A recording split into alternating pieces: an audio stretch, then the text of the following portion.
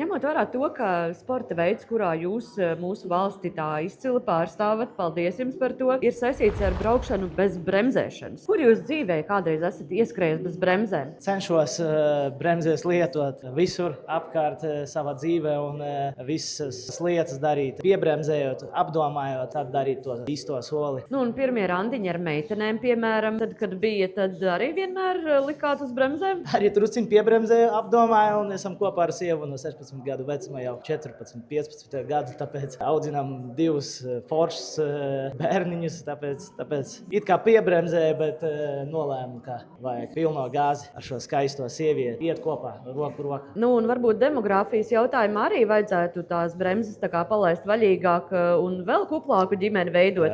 Esam vēl jauni un viss vēl var būt, un centīsimies varbūt arī palīdzēt Latvijai to demografisko stāvokli no savas puses drusciņi vairāk dot, jā.